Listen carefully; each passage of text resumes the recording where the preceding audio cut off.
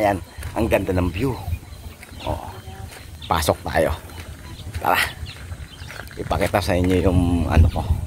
Tutur ko kayo sa bago kong house. Ayan. Ang ganda door yan. Tapos ayan yung swimming pool.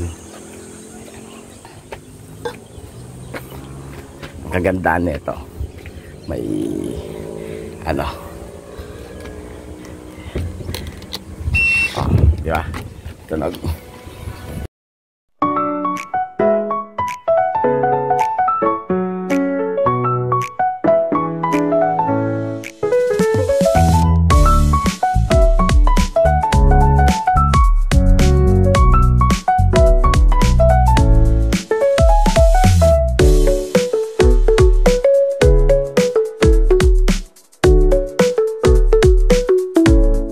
Swimming pool pa.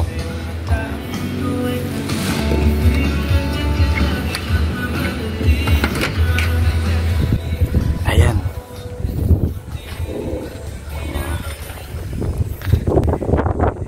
Diba? Oh, ang ganda ng view. Oh. Diba? Oh, pagka gusto maligo, yan. Diyan ka. Ang daming, oh. Ayan. Pagka gusto mong uminom naman, yan, gusto mong uminom, dito kayo.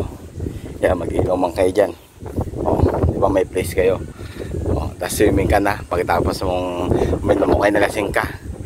Ayan ang ano. Yan, tinutur ko kayo sa new house namin. Ayan. Ang ganda. Ang ganda ng view. Oh, di ba? Ang ganda. Ayan mga tropa.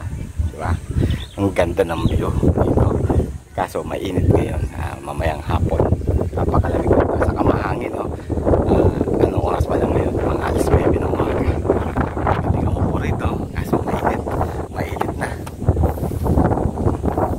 Ayan yung kalsada namin dito. Tapos, ayan yung mga kapitbahay namin. Ang lalayo. Siguro ang kuwat mga 10 kilometer.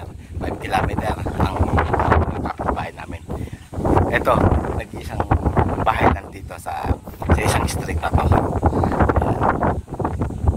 Wala kang chismisan, wala kang tropa rito. Kaya ikaw lang mag-isa. Mati ka sa ayan, oh, mag-swimming ako mag-isa. Diba?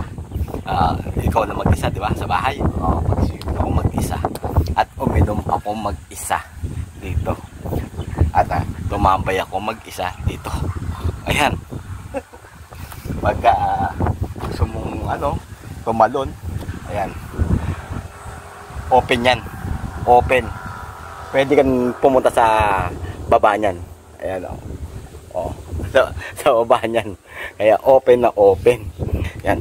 At least natulog ko na kasi sa aking new house. At papasok na ako at magpapahinga na ako sa sobrang init. Bye-bye.